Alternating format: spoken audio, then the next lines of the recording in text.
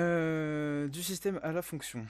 Globalement, c'est la suite d'électricité. Donc, on va avoir des circuits avec des impédances, des tensions, des résistances, des capacitors, des inducteurs qui vont être dans des configurations différentes. On va avoir des nouveaux aussi, des nouveaux composants qui vont avoir des particularités. Et donc, du coup, on va pouvoir calculer certaines choses avec eux. Et on va pouvoir réaliser des circuits qui vont faire différentes choses. Par exemple, on va pouvoir faire des additionneurs, des soustracteurs et, euh, et plein d'autres trucs sympas avec de l'électricité. Donc du coup, bah, on commence. Exercice 1 TD1. Écrire l'impédance équivalente ZAB du network ici. Alors, ici on voit que le courant arrive. On a une résistance qui est en parallèle avec un capacitor. Et ce groupe est en série avec un inducteur. Du coup, on peut voir ici que si on calcule ZAB, on a ZAB qui est égal à ZR en parallèle avec ZC plus ZL. Je vais juste faire un petit rappel. Hop, juste là, on a ZR qui est égal à R. Quand je parle de Z, je parle d'impédance. C'est un peu l'impédance, enfin la résistance, pardon, complexe. C'est-à-dire que lorsque vous voulez calculer l'impédance totale, il va falloir utiliser ces différentes valeurs pour trouver la valeur de l'impédance finale. Du coup, on a ZR qui est égal à R en ohm du coup, ZC qui est égal à 1 sur JC oméga, avec oméga la pulsation du coup 2πf, et J le nombre complexe, c'est-à-dire J au carré est égal à moins 1, et ZL qui est égal à JL oméga. Du coup, on y va. Enfin, ZL, pardon, on parlait avec ZC qui est R fois 1 sur JC oméga sur R plus 1 sur JC oméga, plus du coup JL oméga étant donné qu'on a ZL, donc on a ZL et ZC, on l'a remplacé du coup avec la formule qu'on a trouvée ici. Ça simplifie assez bien parce que ici le JC oméga, on peut le passer directement en dessous. Et du coup, ça nous donne R sur 1 plus RJC oméga, étant donné que JC oméga sur JC oméga, ça nous donne 1. Et R multiplié par JC oméga donne RJC oméga. Donc ça nous donne ça. On préfère ne pas avoir de J au dénominateur, donc on multiplie par le conjugué. Donc, juste un petit rappel, quand on a un nombre qui est en A plus IB, son conjugué, ça va être A moins IB. Et on utilise le conjugué pour enlever les J au niveau du dénominateur, donc c'est-à-dire qu'on multiplie par 1 moins IB, donc on multiplie par entre guillemets, enfin pas entre guillemets, on multiplie par moins IB, ce qui fait du coup I fois I, ça nous donne, je vais faire ça, A plus IB multiplié par 1 moins IB, IB, ça nous donne A carré moins IB au carré, et ça c'est égal à A carré plus B carré, étant donné qu'ici I au carré c'est moins 1. Donc du coup ça fait moins 1 fois moins, ça fait plus, et du coup ça fait A carré plus B carré. Du coup ça simplifie assez bien, et on obtient finalement R moins R au carré JC oméga sur 1 plus RC oméga le tout au carré plus JL oméga. Donc on continue de remplacer, etc. On isole bien les J pour le mettre sous la forme A plus IB comme je l'ai donné juste ici. Et ça nous donne la valeur finale, R sur 1 plus RC oméga le tout au carré plus J oméga, facteur de L moins R carré C sur 1 plus RC oméga le tout au carré. Deuxième question assez simple, montrer que la partie résistive de ZAB est aussi en fonction de la fréquence. J'ai envie de vous dire très simple, vous avez des oméga, oméga c'est 2πf, donc ça veut dire que ZAB est en fonction de la fréquence. C'est tout ce que vous avez à dire. Exercice 2. Pour l'exercice 2, j'ai pas décidé de tout corriger, mais je vais prendre seulement un exemple pour moi qui est assez important, bah, c'est le D. La première étape, ça va être de calculer la résistance, pardon, l'impédance équivalente. Donc l'impédance équivalente, on voit que R est en série avec L, donc on a Z équivalente qui est égal à R plus JL oméga. Ensuite, pour simplifier les calculs, étant donné qu'ici on a un cosinus, on va mettre ce R plus JL oméga en forme exponentielle. Pour le mettre en forme exponentielle, on a besoin de deux choses. On a besoin du module et de l'argument. Le module, c'est racine de partie réelle au carré plus partie complexe au carré. Donc ici c'est r au carré plus L oméga le tout au carré. Ça nous donne 80,30. Et argument c'est arctangente de partie imaginaire sur partie réelle. Et ça nous donne pi sur 25 qui est environ égal à 0,125. Donc si je réécris mon nombre complexe ici, je vais mettre un petit égal, merci, ça nous donne 80,30 exponentielle de j pi sur 25. Donc j'ai seulement pris le 80,30 ici et je l'ai mis devant l'exponentielle, et j'ai pris le pi sur 25 et je l'ai mis juste ici. Ensuite, concrètement, ce qu'on demande dans cet exercice, c'est que on nous donne i de t, donc qui est i cosinus de oméga t plus pi sur 4. On nous donne des valeurs pour i et pour la fréquence. On nous donne du coup un circuit, et on veut trouver u de t. Alors, il y a une formule que vous devez normalement connaître qui est u égale ri, c'est-à-dire que u, c'est égal à la résistance totale du circuit multipliée par i. Donc, on a i, qui est donné par l'énoncé. On a trouvé r, qui est entre guillemets z, qu'on vient de trouver ici. Du coup, on n'a plus qu'à multiplier les deux. Donc on a u de t, qui est égal à i de t, multiplié par z équivalent e de j, argument de z équivalent. Donc comme j'ai dit juste ici, z équivalent c'est ça, argument de z équivalent c'est ça. Et du coup ça nous donne i cosinus de oméga t plus pi sur 4, multiplié par 80,30 exponentielle de j pi sur 25. Quand on regarde cette formule-là, bon, c'est un peu compliqué parce que du coup, là on a un cosinus, là on a un exponentiel. Du coup, on peut se demander comment est-ce qu'on rajoute, enfin comment est-ce qu'on peut le convertir en une seule forme, etc. C'est assez simple de le passer en forme exponentielle parce que vous avez juste à mettre le e, ce qui est à l'intérieur ici, donc oméga t plus pi sur 4, laissez le i devant et vous avez votre forme exponentielle. J'expliquerai pourquoi juste après, on peut directement faire ça. En tout cas, pour l'instant, tout ce qu'il vous reste à faire, c'est multiplier ici le i et le 80,30, multiplier le oméga t plus pi sur 4 avec le pi sur 25, et ça vous donne du coup oméga t plus 29 pi sur 100 et 80,30i. Ensuite, ce que vous voulez faire ici, c'est que vous voulez pas la forme exponentielle parce que c'est pas forcément représentatif en termes de cosinus, mais vous voulez bien la forme avec des cosinus et des sinus. Donc pour convertir ceci, je vais juste faire un petit aparté ici. Ça nous donne, du coup juste réécrire, ça fait 80,30i multiplié par exponentielle de j oméga t plus 29pi sur 100. Pour le transformer en forme trigonométrique, c'est-à-dire avec des cosinus et des sinus, c'est assez simple en fait. Ça vous fait 80,30i, ouvrez la parenthèse, cos de ce qu'il y a ici, c'est-à-dire oméga t plus 29pi sur 100 plus j sinus de oméga t, hop, plus 29 pi sur 100. Voilà. Donc vous avez cette forme-là. Avec cette forme-là, vous voulez pas la forme avec des j, etc. Étant donné qu'ici on vous a donné seulement avec i cosinus de oméga t, etc. Donc vous voulez la partie réelle.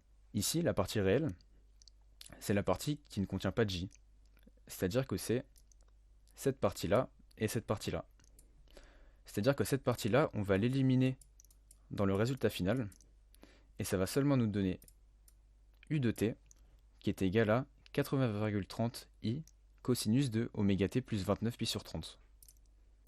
Et c'est du coup le résultat du d. Juste pour revenir un petit peu ici, on peut passer directement de i cosinus d'oméga t plus pi sur 4 à i exponentielle par la même façon.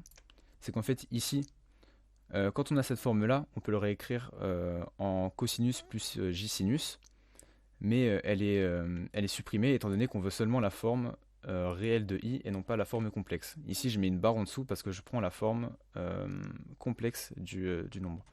Donc il faut bien que vous fassiez la différence entre ici la forme complexe de u de t et ici la forme réelle de u de t. Et ici, il est toujours en forme complexe lorsqu'il n'y a pas les hachurements à gauche. Donc je vais juste gommer ça et remettre ce qu'il y avait avant. J sinus de oméga t plus 29 pi sur 100. Et du coup, U de t, c'est égal à la partie réelle de U de t, bam, bam, bam, bar. Pour l'exercice 3, on demande de donner l'équivalent de Thévenin pour les circuits suivants. Si on met un point A et un point B ici, on voit que L est en série avec R qui est en parallèle avec C.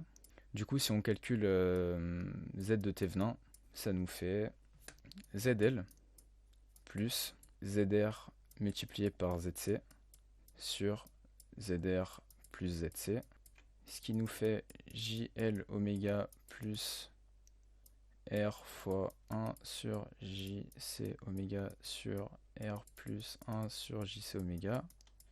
Merci.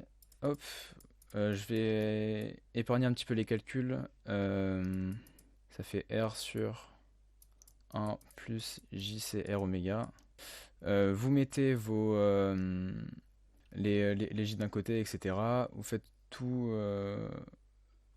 vos calculs et tout, et du coup, vous tombez sur ceci.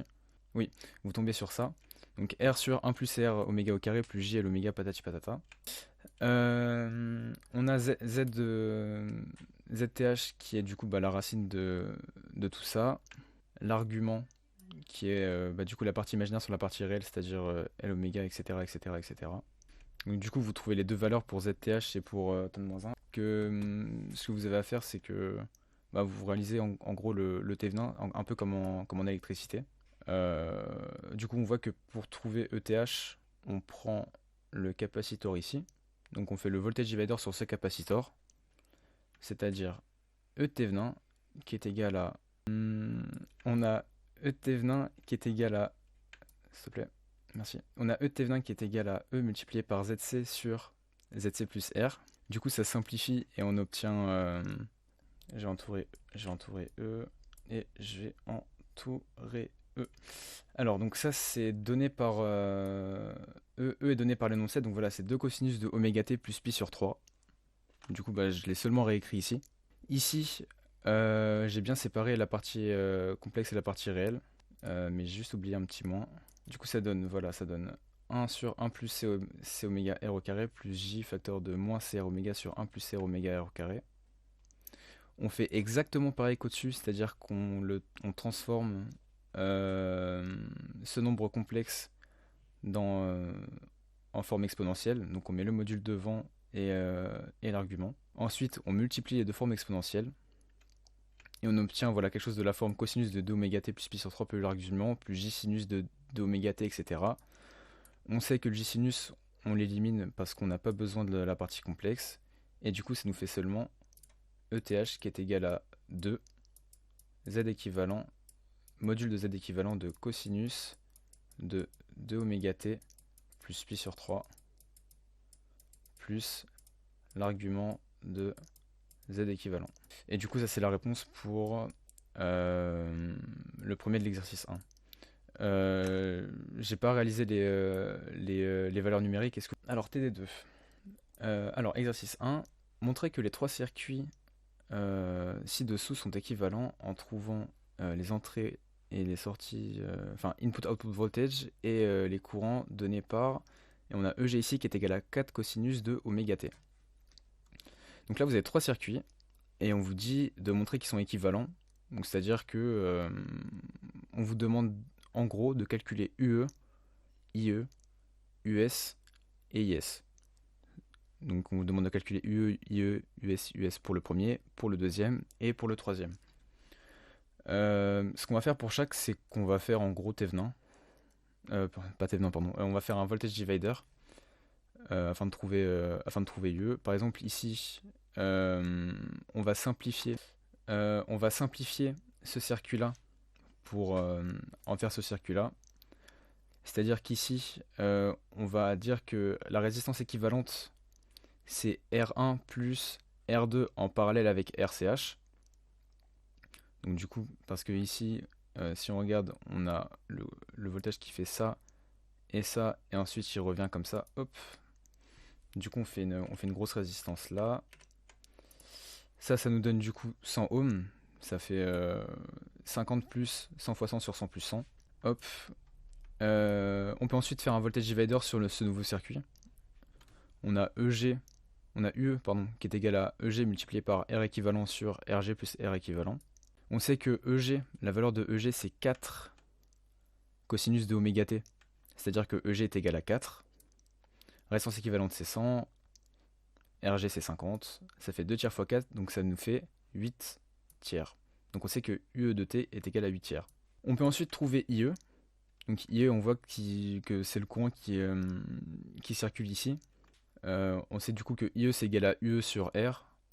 Si je reprends mon circuit au-dessus, c'est IE qui est égal à UE sur R équivalent. On sait que UE c'est 8 tiers, que R équivalent c'est 100. Du coup on obtient 8 sur 300. Donc on sait que IE c'est égal à 8 sur 300 cos de oméga t. Donc là j'ai fait juste un petit circuit voilà, pour expliquer pourquoi les deux résistances sont en parallèle, etc. et que lui est en série. Et pourquoi calculer US est plus simple. En gros là on voit que R2 c'est égal à RCH. Du coup on peut en déduire que le courant va se diviser en deux. D'ailleurs les flèches sont pas dans le... Ah si, excusez-moi, les flèches vont vers l'intérieur, du coup les flèches vont dans le bon sens. Du coup on sait que bah, le I au niveau de RCH c'est IS divisé par 2. Donc c'est-à-dire que ici, ici on avait 8 sur 300. Hop, hop. Du coup 8 sur 300 c'est environ... Ouais, je vais peut-être écrire ça d'ailleurs. Qui est environ égal à 2,67 fois 10 puissance moins 3 cosinus de oméga t. Du coup, étant donné que on a IS divisé par 2, bah on peut écrire 1,33 cosinus de oméga t. Étant donné que I c'est U sur R, du coup que U c'est égal à RI. Et on voit que IS est égal à moins 1,33 mA. Donc voilà, vous trouvez ces valeurs-là, donc pour US, IS, UE et IE. Et en réalisant les mêmes calculs dans les autres, bah, en fait vous trouvez les mêmes valeurs. Si je prends par exemple ici le EG, on a UE qui est égal à EG Z2 sur RG plus Z2. Ça nous donne 4, étant donné que EG c'est 4, multiplié par 100 sur 50 plus 100, étant donné que là c'est 100. On trouve 8 tiers. 8 tiers volts, c'est la même valeur qu'on a trouvée au-dessus. Du coup on peut dire que UE de t c'est 8 tiers cosinus de oméga t. Et en fait globalement vous faites 3 fois exactement la même chose vu que c'est le même circuit, c'est juste les valeurs qui changent et vous trouvez les mêmes valeurs. C'est juste au niveau du premier c'est un peu plus complexe parce que les résistances sont rattachées entre elles alors que là elles sont bien espacées, du coup c'est plus simple de faire des voltage dividers.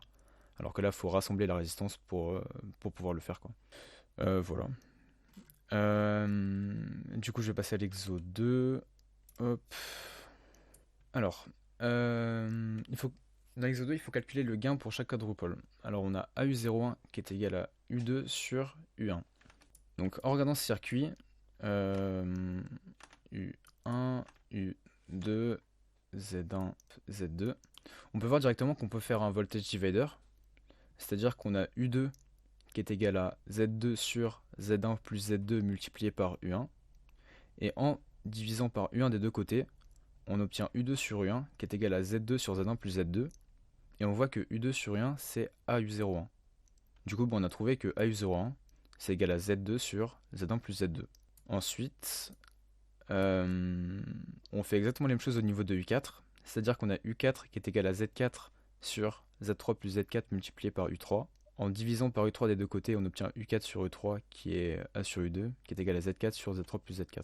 Donc ensuite on obtient ceci. Et quelle est la condition pour l'égalité? Donc on veut trouver AU0 qui est égal à U'4 sur U'1. On sait que AU01 c'est égal à Z2 sur Z1 plus Z2. Et que AU02 c'est égal à Z4 sur Z3 plus Z4. En fait c'est le même circuit, hein. C'est juste le nombre de résistances qui change. Ensuite, on veut montrer que, en général, AU0 c'est pas égal à AU01 fois AU02. Maintenant, ce qu'on fait, c'est qu'on calcule d'abord AU0. AU0, on sait que c'est U'4 sur U'1. En gros, ce qu'on a en sortie sur ce qu'on a en entrée. Et on voit que ça, on peut le décomposer en U'4 sur U'2 multiplié par U'2 sur U'1. Parce que là, on a U'2. Du coup, on fait entre guillemets entrée-sortie pour la première partie du circuit. Et pour la deuxième partie du circuit, on fait entrée-sortie. On obtient U'4 qui est égal à Z4 sur Z3 fois Z3 pardon, plus Z4 multiplié par U2, donc par le voltage divider. En passant U'2 de l'autre côté, on obtient le rapport qui est Z4 sur Z3 plus Z4. Et on fait la même chose avec U2 et U1. Bah voilà, il l'a fait ici. Et du coup, ça nous donne Z2 multiplié par Z3 plus Z4 sur la grande ligne là. U'4 sur U'1 qui est égal à AU0. Du coup, on calcule, ça nous donne la grande ligne là. On multiplie les deux. Et en multipliant les deux, donc du coup, ça simplifie, etc. Et on voit que le AU0 qu'on avait trouvé ici, c'est-à-dire ce AU0 là, Z2 on parlait avec Z3 patati patata. Ah, attends. Ah oui. Bon. Du coup, il calcule U'4 sur U'1 en utilisant Thévenin. À vrai dire, j'ai pas trop compris. Z4 sur Z3 plus Z4, c'est Thévenin du coup sur voltage divider, pardon, sur la résistance de droite. Tac. Ceci c'est ceci, donc c'est U' sur... Ah non, donc il fait juste ça. U'4 sur U'2 multiplié par U'2 sur U'1. Il trouve ceci. Ah, et d'accord. Alors d'un côté, dans la première question, du coup, on a trouvé Z2 sur Z1 plus Z2 et Z4 sur Z3 plus Z4. Dans la seconde question, ce qu'on fait, c'est qu'on divise pour... Enfin, on sépare en gros le circuit en deux pour mieux calculer. Donc on fait U'4 sur U'2 multiplié par U'2 sur U'1. En réalisant tous les calculs avec les voltage dividers, etc., toutes les résistances en parallèle et tout, on tombe sur ceci. Maintenant, on sait aussi que AU0, c'est égal à AU01 multiplié par AU02. Donc on calcule comme ça, et on tombe sur Z2Z4 sur Z1Z3 plus Z1Z4 plus Z2Z3 plus Z2Z4. Et on voit que les deux ne sont pas égaux, étant donné qu'ici on a Z1Z2. Et donc, on voit qu'ils ne sont pas égaux. Et la troisième question, c'était, alors hop, quelle est la condition pour l'égalité? Eh bien la condition pour l'égalité, c'est que ce Z1Z2, qui est ici, il soit très très petit, et tellement petit qu'il tend vers 0, et du coup que les deux soient égaux. Les op-amps. D'abord, ce qu'il y a à savoir sur les op-amps, c'est que à chaque fois que vous aurez des choses à faire sur des op-amps, on va vous dire dans l'énoncé qu'il est idéal et qu'il opère en mode linéaire. Ideal operating mode. Operating, pardon, in linear mode. Ce que ça entraîne, c'est que I plus est égal à I moins qui est égal à I0. C'est-à-dire qu'ici, I plus c'est 0. Ici, I moins c'est 0. Vous verrez qu'après dans les calculs, on va le réutiliser. La deuxième chose super importante, c'est que epsilon c'est égal à 0. Epsilon, c'est ici, c'est la différence en gros entre le voltage du plus et le voltage du moins. Ou le voltage du moins et le voltage du plus. Donc, concrètement, epsilon, c'est pas très très important. Ce que vous devez retenir, c'est vraiment que V+, c'est égal à V-. Et pour moi, c'est les deux choses que vous devez vraiment retenir au niveau des op-amps, parce que c'est ça que vous allez quasiment tout le temps utiliser en fait. Que I plus égale I moins est égal à 0, ça veut dire qu'ici vous n'avez pas de courant, et que le V plus est égal à V-, ça veut dire que si, par exemple, au niveau du moins, le voltage est égal à 0, automatiquement, au niveau du plus, le voltage va être égal à 0. Donc, on y va. Et la seconde chose aussi que vous devez savoir, c'est Millman. Millman, c'est assez simple. Vous avez, par exemple, hop, une résistance comme ça, touk touk, touk touk, vous avez une troisième résistance comme ça. Ici, vous avez un V1 et un V2. Vous voulez savoir le voltage qui est ici. Étant donné qu'ici vous avez deux voltages différents, vous pouvez pas faire de voltage divider, courant divider, point diviseur de courant, tension, etc. Du coup, bah, on va utiliser Millman, c'est-à-dire qu'on va faire la somme du voltage sur la résistance sur la somme des 1 sur la résistance. Et du coup, ça va nous donner bah, le voltage au niveau de cet endroit. Alors, première question. Hop, consider the following circuit. The operational amplifier est idéal et agit en mode linéaire. Et vous devez déterminer le voltage d'amplification AV qui est égal à VS sur VE. Je vais juste faire dire un petit truc, c'est que ici, VE c'est pas égal à 0 et VS c'est pas égal à 0. Même s'il y a une masse, etc. et tout, et que la flèche. Non. VE c'est pas égal à 0 et VS c'est pas égal à 0. En revanche, vous savez qu'ici, I plus c'est égal à I moins qui est égal à 0. Et vous savez que V plus, ici, c'est égal à V moins. Du coup, on va utiliser ça pour nous aider dans les calculs. Alors, j'ai fait un petit schéma, je crois. Voilà. Donc, globalement, on veut trouver VS et VE. Et on veut en gros faire VS sur VE pour pouvoir trouver le facteur d'amplification, c'est-à-dire ce qu'il y a en sortie sur ce qu'il y a en entrée.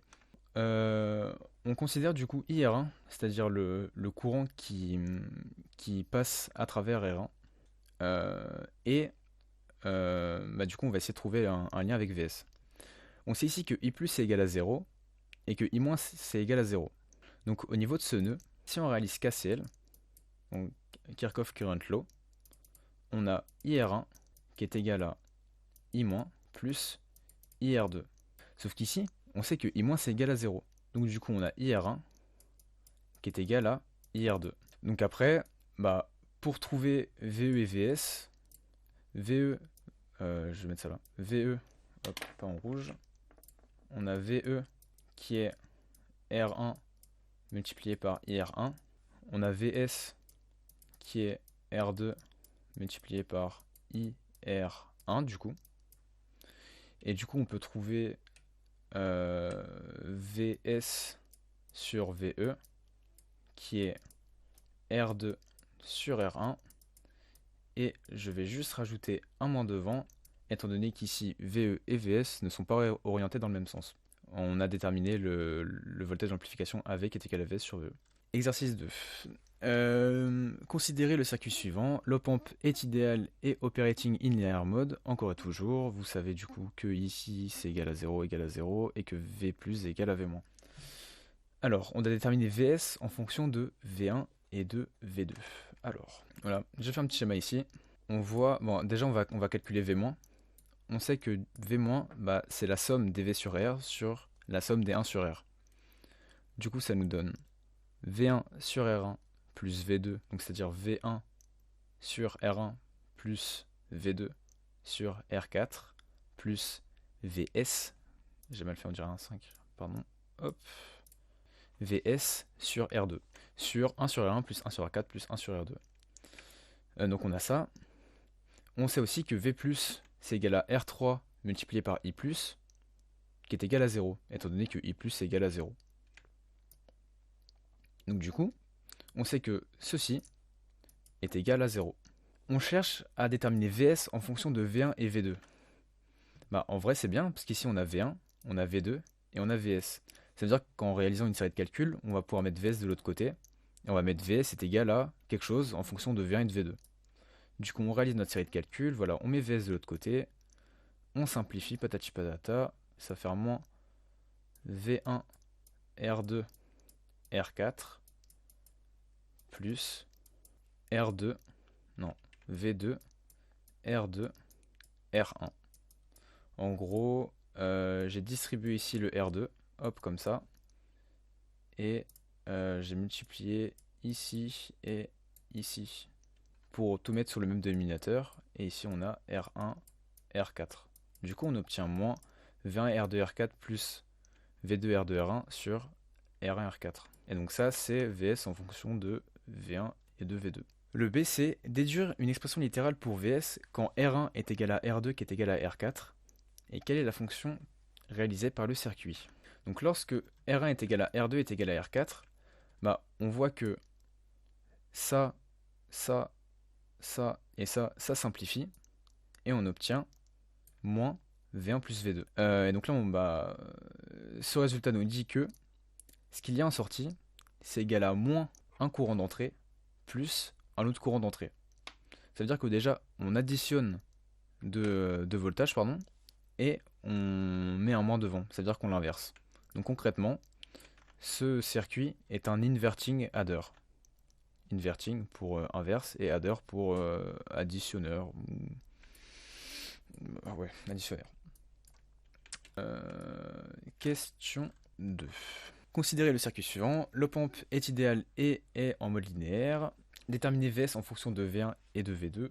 C'est pareil. On commence toujours par dire que l'op-amp est idéal et en mode linéaire. Ça veut dire que I plus est égal à I moins qui est égal à 0 et V plus est égal à V. Du coup, ici, ce que je commence par faire, c'est que je commence par faire un voltage divider au niveau de la branche du bas. Étant donné qu'ici, on voit que... Ici, on considère un courant I3. Donc on a un courant I3 qui vient. Donc ici, on a un courant I3 aussi. Ici, on a I+. Et ici, on a I4. Vous savez qu'I+, c'est égal à 0. Du coup, ici, I4, bah, c'est égal à I3.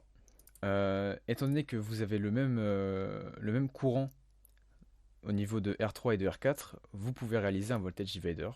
Du coup, ça va vous donner V+, donc ce qu'il y a au niveau du plus, qui est égal à V2 multiplié par R4 sur R3 plus R4.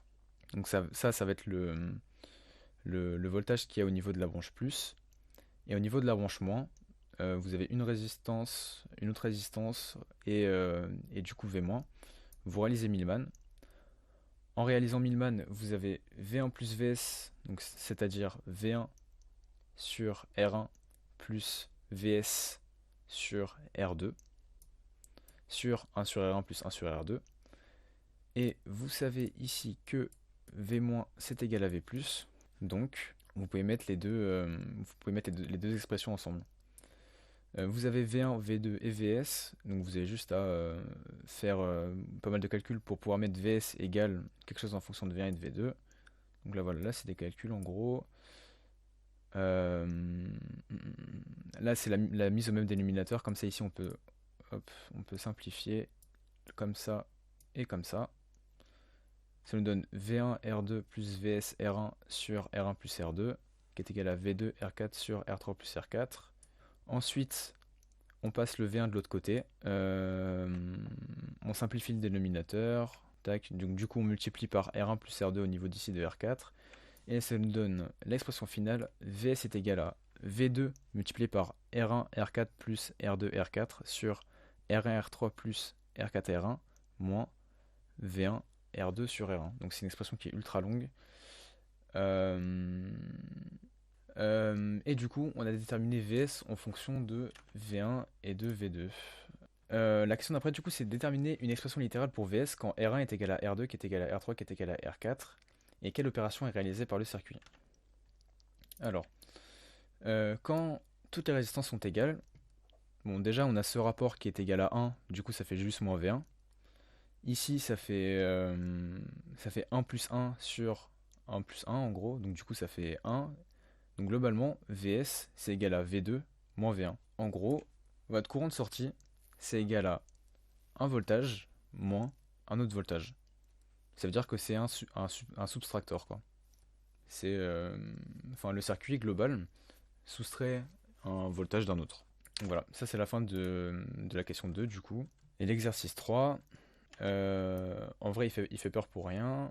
C'est juste, on doit calculer Vs pour ces valeurs-là et pour les voltages sous la figure, quoi. On voit ici déjà que V+, c'est égal à 0. Et V-, pour trouver V-, on fait Millman. Donc on fait V1 sur R plus V2 sur R plus V3 sur R plus V4 sur R plus V5 sur R plus Vs sur R'. Donc on peut le simplifier comme ça, V1 sur R plus V2 sur R, etc. Ça fait V1 plus V2 plus V3 plus V4 plus V5 sur R. Et ensuite, en dessous, on a 1 sur R plus 1 sur R plus 1 sur R, donc du coup ça nous fait 5 sur R. Ensuite, on met sommet de dénominateur, etc. Ça se simplifie, et on obtient... oula, juste faire ça. Hop, voilà.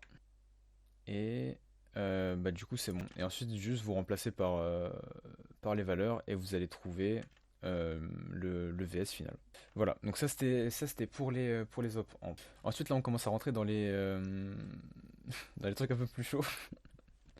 Mais enfin c'est vrai qu'avant c'est compliqué parce que c'est vrai qu'il y a beaucoup de calculs, etc. Du coup il y a largement moyen de se tromper et tout. Mais du coup là c'est clairement chaud aussi. Alors, euh, considérez le circuit suivant. Donc prédéterminer le type de filtre en étudiant la réponse du circuit à basse et haute fréquence. Ici, les dipôles qui sont en relation avec la fréquence, il n'y en a qu'un, c'est C. Et on sait que ZC, c'est 1 sur JC oméga. Maintenant, on va regarder. Alors, quand oméga est ultra grand, c'est-à-dire qu'il tend vers l'infini, comment réagit ZC? Bon, on voit que ZC, plus oméga est grand, plus ZC va tendre vers 0. Bon, on va dire ZC est très proche de 0. Donc, du coup, ZC est très petit par rapport à 1. C'est la même chose en gros. Du coup, ce circuit, il va se transformer comme ceci. Vous aurez, bam, R1, R2, et vous avez une résistance qui est quasiment nulle. Quand vous avez une résistance qui est quasiment nulle, ça veut dire que tout passe au final, parce que bah il n'y a aucune résistance. Quand il y a une résistance qui est ultra grande, c'est un peu comme, par exemple, comme dans l'air. Dans l'air, vous prenez pas des chocs électriques chaque seconde parce que il y a une résistance qui est ultra grande. Donc du coup, bah, vous prenez pas du courant. Quand la résistance est égale à 0, par contre, bah, concrètement, c'est que ça fait comme l'effet d'un fil, c'est-à-dire que quasiment tout passe. Donc ici, on a ZC qui est très inférieur à 1, donc ça veut dire que tout passe. Donc concrètement, si je monte le sens du courant, le courant va faire quelque chose comme ça. Et il va complètement ignorer R2, étant donné que il va prendre le chemin le plus rapide. Et vu que tout repart en fait finalement, et que bah, il n'y a plus rien en fait au niveau entre là et là, bah, on a U0 qui est égal à 0. Parce que bah, en fait vous avez tout le courant qui passe en fait finalement par le fil. Et du coup, bah, quand vous regardez la différence de voltage entre là et là, bah, c'est la même. Du coup, elle est nulle. Maintenant, on va regarder quand oméga est très proche de 1. Donc ça veut dire... Donc très proche de 0, pardon. Donc ça veut dire qu'il est très petit par rapport à 1. Donc quand oméga est très petit par rapport à 1, donc il est très proche de 0, on a ZC qui tend vers l'infini. Pour réaliser un circuit, je vais prendre le même. Et du coup ici, ça fait comme l'effet d'un fil ouvert. Quand vous avez une résistance qui est égale à l'infini, comme je vous ai dit, c'est comme si vous n'avez pas de courant qui passe. Donc concrètement, si je monte le sens du courant, je vais faire ça. Hop, tout le courant va faire comme ça. Et du coup, ici, donc là je vais mettre U0 est égal à 0. Je vais juste mettre la flèche et je vais mettre UI. Ici, on a aussi UI. Et on a U0. Et ici, pour exprimer U0, bah, on va faire un voltage divider. C'est-à-dire que U0 est égal à R2 sur R1 plus R2 multiplié par UI. Donc qu'est-ce que ça veut dire? Ça veut dire que quand la fréquence est très très grande, U0 est nul. Ça veut dire que vous avez aucune tension qui passe. Quand oméga, quand la fréquence est très très très très très petite, vous avez une certaine valeur pour U0 qui est R2 sur patati patata. Si on représente ça, ça veut dire que là, vous avez, si vous avez oméga ici et que vous avez U0, bah plus oméga est grand, plus ça tend vers 0, ça veut dire que je sais pas, par exemple là ça va être égal à 0. Et plus oméga est petit, plus ça tend vers une valeur finie, c'est-à-dire qu'on va dire que c'est par exemple c'est là. Et du coup vous aurez quelque chose comme ça. Quand on voit ce schéma là, on voit qu'ici, en bas ça passe. Et en haut ça passe pas. Étant donné qu'en bas ça passe, ou quand l'eau ça passe, eh bien c'est un low pass filter ou un LP comme low pass. Et un high pass filter de la même manière c'est un HP. Donc ça c'est le whiteboard de ma prof. Du coup voilà, c'est un low pass filter.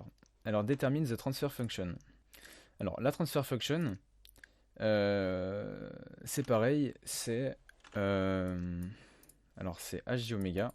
La transfer function, c'est comme quand vous voulez savoir, quand vous voulez trouver l'amplitude, par exemple, ici, attendez, voilà, le voltage amplification, c'est ce qui sort sur ce qui rentre. Donc ici, HJ oméga, c'est U0 sur UI, comme U out sur U in. Du coup, si on calcule ici U0 sur UI, comme je vous ai dit, on fait un voltage divider simple. Je vais d'ailleurs refaire le circuit ici pour que vous puissiez mieux comprendre. Et vous voulez trouver U out du coup sur UI. Pour faire ceci, on va faire une grosse résistance ici. Qu'on va par exemple appeler, je sais pas, qui va être R2. R2 en parallèle avec C. Et on va dire que la résistance équivalente de tout ce circuit, c'est R1 plus R2 en parallèle avec C. Du coup, quand on va réaliser... non d'ailleurs, juste effacer ça. Voilà, on va juste prendre la résistance. Du coup, quand on fait le voltage divider, ici on a R1.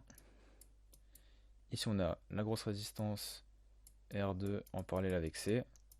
Et on part, hop, on a U in, U out. Et du coup, on peut exprimer U out, donc UO est égal à R2 en parallèle avec C sur R1 plus R2 en parallèle avec C multiplié par UI. Et du coup, c'est ce qu'on a, là quoi. ZC. Oui, pardon, excusez-moi, je suis vraiment désolé. Ici, c'est passé, c'est ZC. En plus, c'est vraiment super important. Faites vraiment attention. Parce que je parle bien de l'impédance de C et non de la valeur en fait du capacitor. Du coup, voilà, c'est encore des calculs. R2 fois 1 sur JC oméga, patati patata. On met ça en dessous. On passe ça de l'autre côté, etc. On essaie de simplifier au plus ce qu'on peut simplifier et tout. Et on arrive à cette forme-là. Donc cette forme-là, c'est R2 sur JC R1 R2 oméga plus R1 plus R2. Il y a deux formules que vous devez vraiment connaître sur les low pass et les high pass filters, c'est ces deux formules-là. Donc H de J oméga est égal à 1 sur 1 plus J oméga sur oméga C, et HJ oméga est égal à J oméga sur oméga C sur 1 plus J oméga sur oméga C. Celle-là, c'est pour un low pass filter, et celle-là, c'est pour un high pass filter. La différence que vous avez, c'est juste que ici, en haut, vous avez un 1, et ici, vous avez J oméga sur oméga C, exactement ce que vous avez ici. Et du coup, à force de simplifier votre quotient ici, donc UO sur UI, vous allez tomber sur quelque chose qui ressemble un petit peu à l'une de ces deux formules. Ici, on peut voir qu'on a R2 sur JC R1 R2 oméga plus R1 plus R2. Par un biais, ça ressemble un petit peu à 1 sur 1 plus J oméga sur oméga C. Parce que on a R2, donc on pourra simplifier si on factorise R2 et qu'on factorise aussi R2 en bas. Ça va faire 1 sur 1, mais du coup il y aura toujours le R1, donc il faudra encore factoriser. Et on a J multiplié par oméga en bas, du coup qui ressemble pour oméga ici. Donc concrètement, ce que j'ai fait ici, c'est que j'ai factorisé par R2 en haut et en bas. Du coup, ça nous fait ceci. Donc là, on voit que le R2 ici est parti, et du coup, ça nous fait JC R1 oméga plus R1 plus R2, le tout sur R2. Hop. Tac, tac, tac. Et voilà. Et la deuxième chose, c'est que je sais que ici, donc du coup, j'ai bien un 1 exactement comme là. Et ici, je veux obtenir un 1. Donc ici, là, j'ai factorisé par R1 plus R2 sur R2. Comme ça, j'ai un... Du coup, j'ai un 1. Et du coup, on obtient quelque chose de cette forme. Et cette forme, lorsqu'on passe le R1 plus R2, etc. devant, ça nous fait R2 sur R1 plus R2 multiplié par 1 sur 1 plus J oméga sur oméga 0, avec oméga 0 qui est égal à R1 plus R2 sur CR1 R2, et A qui est cette valeur-là, qui est R2 sur R1 plus R2. Donc ceci, c'était la transfer function. Alors ensuite, on a déterminé le moins 3 décibels cutoff frequency. Le moins 3 décibels cutoff frequency, c'est la valeur d'oméga 0. Donc c'est-à-dire que littéralement vous avez oméga 0, vous remplacez par les valeurs, et vous trouvez une valeur qui est de l'ordre de 7, je crois, 78 radians par seconde. Je l'ai noté sur ma petite feuille. Vous avez aussi le maximum voltage amplification, du coup A ici, c'est pareil, vous calculez la valeur. On a R2 sur R1 plus R2, du coup ça fait 20 fois 10 puissance 3 sur 15 fois 10 puissance 3 plus 20 fois 10 puissance 3, ce qui nous donne 0,57. Donc vous avez du coup la cutoff frequency. Non, pardon, vous avez le maximum voltage amplification. Alors maintenant, je crois que pour le A,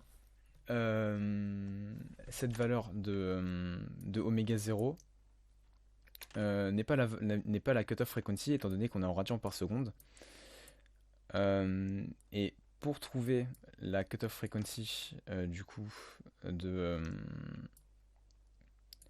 ce low pass filter, on a besoin d'utiliser cette formule. Donc cette formule, c'est qu'en fait on doit calculer 20 log de H. Ici je parle pas de log ln, je parle de log 10. C'est-à-dire que quand vous faites log de 10 puissance x, ça vous donne x. Par contre, il y a les mêmes propriétés que pour le ln qui s'appliquent. Ça veut dire que quand vous avez des fois, vous pouvez faire plus. Quand vous avez des divisés, vous pouvez faire moins. Et vous pouvez les sortir, etc. Et simplifier beaucoup de choses. Du coup, en faisant 20 log de h, on obtient 20 log de a multiplié par 1 sur 1 plus j oméga sur oméga 0. Ça donne 20 log de a moins 20 log de, étant donné qu'on a un divisé ici. Et tac tac tac. Je l'ai fait assez rapidement, mais je vais m'expliquer. On peut pas utiliser. C'est marrant parce que je pense que tu vas me reposer, enfin tu me dire les mêmes choses, mais on peut pas utiliser le J dans les calculs, etc. Donc du coup, on met la racine du nombre complexe et on met du coup partie réelle au carré plus la partie imaginaire au carré. Hop. Tac tac tac tac tac. Ici on sait que 20 log de A donne moins 4,88 avec la calculatrice. C'est-à-dire que là vous faites, je sais plus parler, 20 log de 0,57 et vous obtenez moins 4,88. Et ensuite il y a encore un autre magnifique biais qui se passe juste là. Vous avez le quotient oméga sur oméga 0. Et vous savez que votre variable, c'est oméga, étant donné que vous avez la fréquence dedans. Donc globalement, vous changez la fréquence et puis ça va changer. Et du coup, c'est pour ça qu'après, vous pouvez faire des graphiques, etc. En fonction de la fréquence. Est-ce que tel nombre de décibels passe, etc. Bon. Lorsque oméga est très petit par rapport à oméga 0, donc c'est-à-dire que je vais mettre un petit point. Lorsque oméga est très petit par rapport à oméga 0, ça veut dire que le rapport, donc oméga sur oméga 0, c'est-à-dire que le rapport il est à peu près égal à 0. C'est-à-dire qu'il est très petit. Donc globalement, c'est comme si là dans votre racine, vous aviez en gros c'est à peu près égal à moins 20 log racine de 1 plus 0 au carré. Bon, ça veut dire que c'est à peu près égal à moins 20 log de 1. Et moins 20 log de 1, c'est égal à 0. C'est-à-dire que quand la fréquence est très petite, eh bien, le nombre de décibels est égal à 0. Hop, je vais juste mettre un second point. Lorsque oméga est égal à oméga 0, bah vous avez le rapport qui est égal à 1. Et vous avez moins 20 log de racine de 1 plus oméga sur oméga 0 qui est égal à moins 20 log de racine de 2. Étant donné qu'ici le rapport va donner 1, 1 au carré ça fait 1, et en plus 1 ça va donner 2. Du coup ça va faire moins 20 log de racine de 2. Et moins 20 log de racine de 2, c'est environ égal à 3. Moins 3.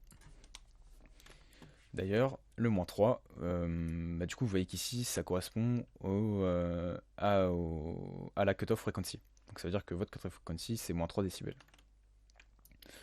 Enfin, ici, lorsque votre oméga il est très grand par rapport à oméga 0, eh bien, lorsqu'on regarde ici cette racine, on peut considérer que le 1 est négligeable. C'est-à-dire que ce rapport va donner environ moins 20 log de oméga sur oméga 0. Globalement ici, le 1 est négligeable. Du coup, ça vous donne racine de oméga sur oméga 0, le tout au carré. Le racine et la carré s'enlèvent, et ça vous donne moins 20 log de oméga sur oméga 0. Et moins 20 log de oméga sur oméga 0, eh bien, ça va dépendre de... Alors, étant donné que on est dans un log de 10, à chaque fois que votre oméga... Alors, je vais faire ça. Donc on a oméga sur oméga 0 qui est égal à... Enfin, moins 20 log de... moins 20 log de oméga sur oméga 0 qui est égal à moins 3 décibels. Et à chaque fois que vous allez augmenter de 10, comme sur ce schéma, vous allez baisser de moins 20 décibels. C'est-à-dire que là, si oméga est égal à oméga 0, bah votre moins 20 log de oméga sur oméga 0, il va être égal à moins 20. Et après ça va diminuer, enfin moins 20, moins 40%, etc. Hop. Et c'est pour ça qu'après vous allez tendre à fond vers quelque chose de très petit. On a 20 log de... Alors c'est de A moins 20 log de sin de 1 plus oméga sur oméga 0, le tout au carré. Ceci, c'est G max, c'est-à-dire que c'est le gain maximal. Et ceci, c'est G. Ok. Donc du coup, voilà. C'est pour ça que quand on vous parle de G, on vous parle seulement du moins 20 log, etc. Ou du 20.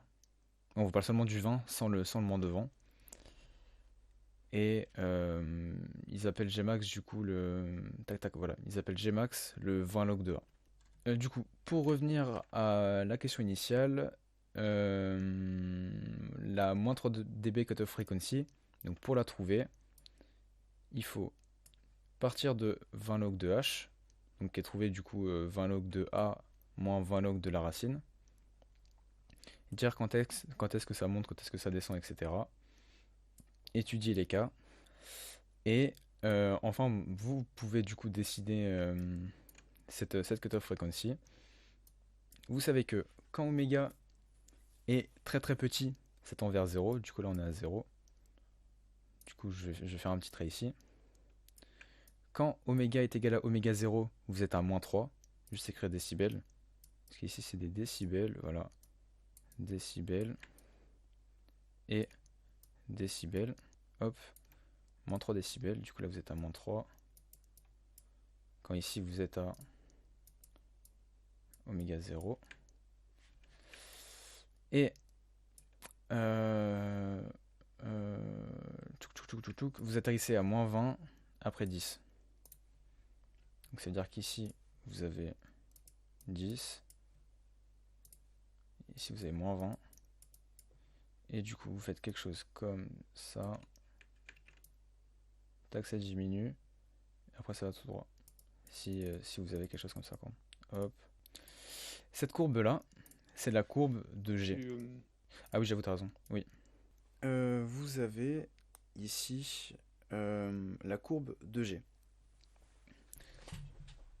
Je vous rappelle juste que G, c'est seulement ceci. C'est-à-dire que vous n'avez pas la courbe de tout le filtre, vous avez seulement la courbe du gain en fonction de méga.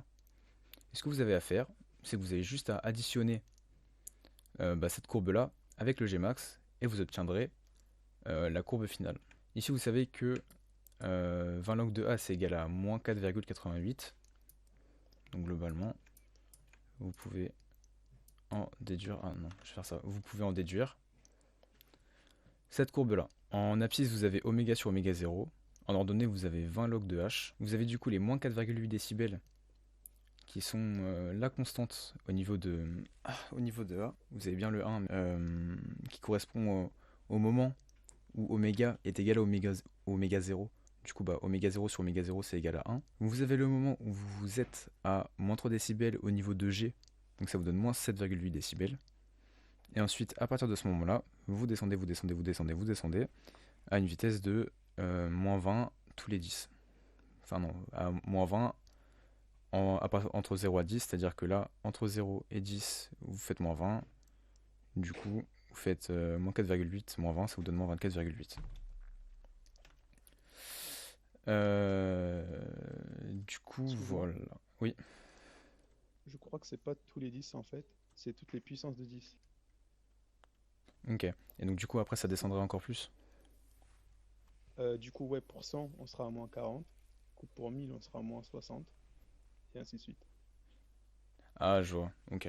Donc du coup, oui, puissance de 10. Donc c'est pour ça qu'il y a 1, 10, ensuite tu aurais du coup 100, 1000, etc. Évidemment. Et du coup, il y aurait oui, voilà, moins 44, moins 48,8, etc. Mais sinon, ça, j'ai envie de vous dire, c'est la même chose. Vous étudiez quand C est égal à. Enfin, quand C est à basse fréquence, à haute fréquence. À basse fréquence, vous savez que c'est 1 sur JC oméga. Donc, quand oméga est petit, ZC est grand, la résistance est grande. C'est-à-dire que vous avez R1, R2, bam, ça passe. Vous pouvez faire le point diviseur de tension et trouver du coup U0 est égal à UI multiplié par R2 sur R1 plus R2. À haute fréquence, vous savez que ça passe. Du coup, c'est comme si vous avez un fil tout à la place parce que le courant prend le chemin le plus court et il va pas passer par R1. Du coup, bam, vous avez un petit fil là.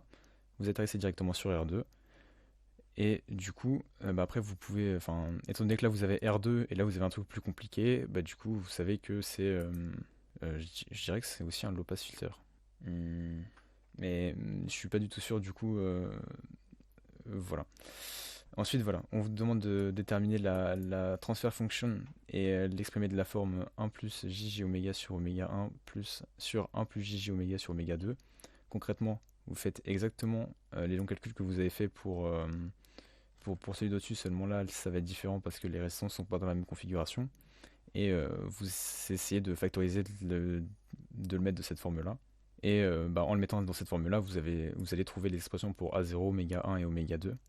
Et on vous demande ensuite de calculer, de calculer les différents paramètres, donc A0, oméga 1, oméga 2, avec les différentes valeurs. Vous faites ensuite le bot plot comme on l'a fait juste là en étudiant les cas, etc. et en réalisant la courbe finale. Et déterminer le moins 3 dB cutoff frequency, on l'a fait juste au-dessus, c'était oméga 0. Donc là, ça veut dire que faudra que vous changiez cette formule-là en mettant. J'avais peut-être en divisant J par. Ah non, en développant ce J fois J oméga, ça fait moins 1. Et du coup, après, en factorisant oméga sur oméga 1, vous allez obtenir 1 sur quelque chose. Et vous allez refactoriser patati patata. Votre A va changer. Et du coup, vous allez trouver 1 sur 1 plus J oméga sur oméga 0. Et après, vous pouvez faire exactement la même chose qu'on a fait juste ici. Je passe très vite sur le TD5. Globalement, TD5, c'est la synthèse de tout ce qu'on a vu depuis. Donc on a un op-amp avec un capaciteur, etc. Vous devez étudier le type de filtre. C'est pareil, vous faites VS sur VE avec quand enfin, quand la fréquence augmente ou quand la fréquence est très basse. Vous voyez si c'est un fil ou si c'est rien. Évidemment, quand la fréquence va être très haute, la résistance va être très basse. Ça veut dire que ça va faire comme un fil. Du coup, ça veut dire que bah, VE sera proche de VS. Et par contre, quand la fréquence sera très basse, la résistance sera très haute. Donc c'est comme si bah, les deux sont pas du tout connectés. Et du coup, bah, vous aurez VS qui est égal à 0. Du coup, vous savez que quand la fréquence est basse, VS est égal à 0. Du coup, c'est un high pass filter. Ensuite, vous déterminez la fonction. Là, globalement, bah, c'est pareil. Je dirais Millman. Ici, vous faites une grosse résistance et vous faites V sur R2 plus VE sur cette grosse résistance-là sur 1 sur R2 plus 1 sur cette grosse résistance. Vous trouvez du coup de la valeur, etc. Et ensuite, vous exprimez, VS est égal à VE en fonction de quelque chose et tout. Et vous trouverez AV de J oméga. Pour trouver l'amplification, vous faites la valeur absolue, c'est-à-dire que vous calculez le module du nombre complexe que vous allez trouver. Ensuite, vous devez calculer C pour trouver une cutoff frequency F0 qui est égale à 5 kHz. C'est-à-dire que là, vous allez avoir une expression où bah, vous allez avoir des oméga, des C, des R, etc. Et là, on vous demande de dire C égale quelque chose avec F0 qui est égal à 5 kHz. Sachant que vous avez R1 est égal à R2 qui est égal à 1 kΩ. Donc c'est-à-dire que vous devez changer la forme pour trouver C est égal à quelque chose, voilà, en fonction de F0. Et vous allez trouver une certaine valeur pour C, pour que F0 soit égal à 5 kHz. On vous demande ensuite de calculer AV, donc c'est-à-dire ceci, en remplaçant les valeurs. Dessiner le gain, c'est la même chose que vous avez fait ici normalement, la courbe. Et quel type de filtre c'est? Eh bien, j'ai envie de vous dire, c'est, bah, enfin, après avoir dessiné la courbe et ce qui doit normalement justifier ce que vous avez dit au début, ça doit être un high pass ou un low pass filter, si vous avez bien trouvé. Répétez les steps 1 à 6 pour le circuit suivant, la même chose. Bon, ici c'est juste que ça va faire un fil, ça va pas faire deux fils, du coup ça va peut-être être différent, mais sinon globalement dans le concept c'est la même chose. Et ici vous avez différents op-amps en cascade, c'est-à-dire que vous avez un circuit, un autre circuit, un autre circuit. Et on vous demande de trouver la transfer function et dessiner le botplot. Bon, du coup là ça va être chaud en vrai de trouver le botplot, mais normalement si vous avez fait les deux au-dessus, bah, c'est la somme en fait entre guillemets des deux plus un autre circuit. Et bah, vous trouvez ensuite le botplot, mais à vrai dire, enfin, c'est vraiment compliqué. Et là, enfin, c'est le big boss final, et bah, vous devez trouver fonctionner le botplot. Mais bon, là, c'est vraiment compliqué du coup. Tout le temps, tu calcules pour trouver bah, une valeur, tu fais. Enfin, globalement, quand t'as du coup un truc comme ça, bam bam bam, enfin, tu mets n'importe quoi en fait, enfin, voilà. Tu vas trouver un Z équivalent. Et ensuite, bah, tu peux le mettre du coup sous la forme Z équivalent exponentielle de J argument de Z équivalent. Où tu as ça, racine de imaginaire au carré plus réel au carré.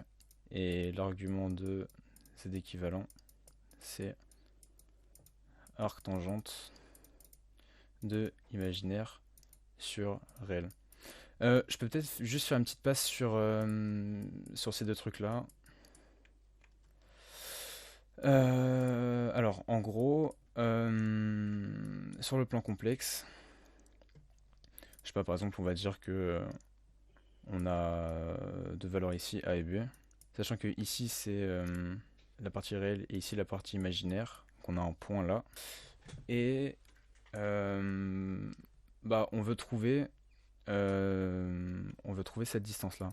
Bon, bien évidemment c'est bien dessiné, et du coup bah d'après le théorème de Pythagore, on sait que la distance là qu'on va appeler z équivalent, qui est cette distance là, c'est égal à...